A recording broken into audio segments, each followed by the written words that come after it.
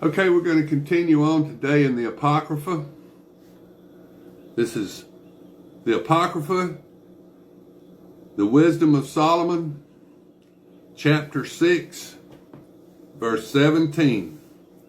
For the truest beginning of her is the desire for instruction, and concern for instruction is love of her. And the love of her is the observance of her laws. And adherence to her laws is assurance of immorality. And immorality brings men near to God. So the desire for wisdom leads to a kingdom. If therefore you take pleasure in thrones and scepters, monarchs of the people, honor wisdom so that you may reign forever. But what wisdom is and how she came to be, I will declare, and I will not hide these secrets from you. But I will trace her out from the beginning of creation, and to make the knowledge of her clear. And I will not pass by the truth. I will not travel with futile envy, for it cannot associate with wisdom. The multitude of the wise is the salvation of the world, and a prudent king is the stability of his people. So be instructed by my words, and you will be benefited. I too am a mortal man,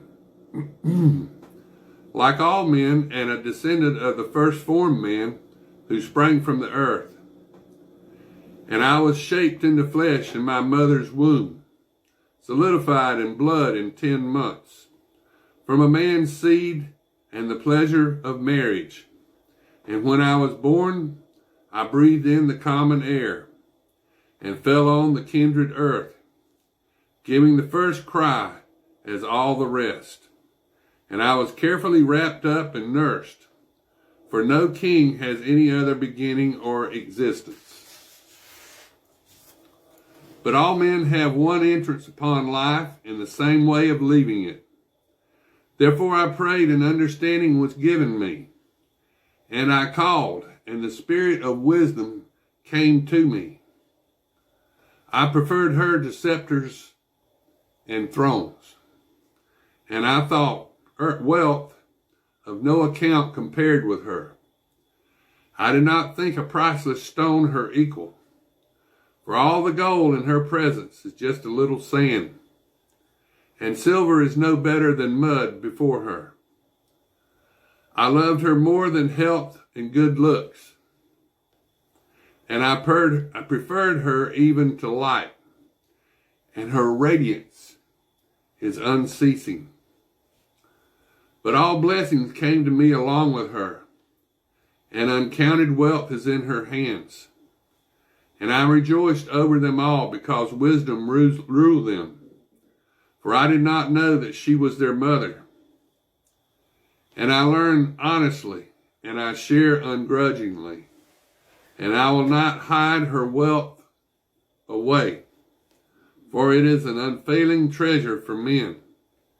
And those who get it makes friends with God, but commended to him by the gifts that come from her, discipline. May God grant to me to speak properly, and to have thoughts worthy of what he has given. For it is he that guides wisdom and directs the wise. For in his hands are we in our words, all understanding and knowledge of trades. For it is he that has given me unerring knowledge of what is, to know the construction, to know the constitution of the world and the working of the elements, the beginning and the end and the middle of periods of time, the alterations of the solstices and the changes of the seasons, the cycle of the years and the position of the stars. Now, Ben Franklin wrote Poor Richard's Almanac And that almanac, he studied Solomon's work about the signs and the seasons and the time to do things and the time not to do things. Now this is from Solomon. The cycles of the years and the positions of the stars, the natures of the animals and the dispositions of the wild beast, the powers of the spirits and the designs of men, the varieties of plants and the virtues of the roots. All that was secret or manifest, I learned. For wisdom, the fashioner of all things, taught me.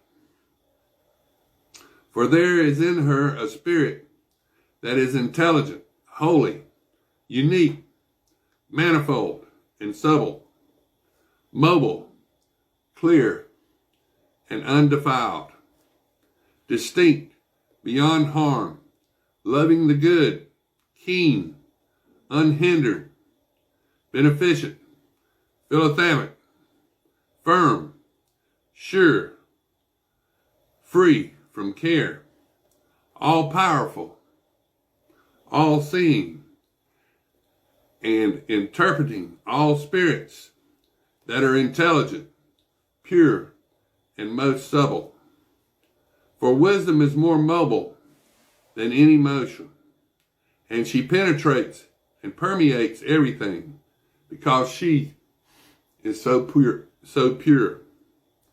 For she is the breath of the power of God and a pure emancipation of his almighty glory. Therefore nothing defiled can enter into her, for she is a reflection of the everlasting light and a spotless mirror of the activity of God and a likeness of his goodness. Though she is one, she can do all things, and while remaining in herself, she makes everything new. And passing into holy souls, generation after generation, she makes them friends of God and prophets.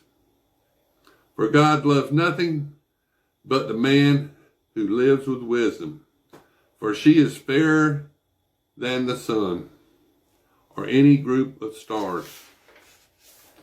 Compared with light, she is found superior, for night succeeds to it. But evil cannot overpower wisdom, for she reaches in strength from one end of the earth to the other, and conducts everything well. I loved her and sought after her from my youth up, and I undertook to make her my bride, and I fell in love with her beauty. She glorifies her high birth in living with God, for the Lord of all loves her, for she is initiated into the knowledge of God, and is a searcher of his works. But if the possession of wealth is to be desired in life, what is richer than wisdom, which operates everything? And if understanding works, who in all the world is greater craftsman than she? And if man loves uprightness, her labors are virtues, for she teaches self-control and understanding, uprightness and courage. Nothing in life is more useful to men than these. But if a man longs for much experience, she knows antiquity and can forecast the future. She understands the tricks of language and the solving of riddles. She knows the meanings of signs and portents and the outcomes of seasons and periods. So I decided to bring her to live with me, knowing that she would give me good counsel and encouragement in cares and grief. Because of her, I will have glory among the multitude and honor with the elders, though I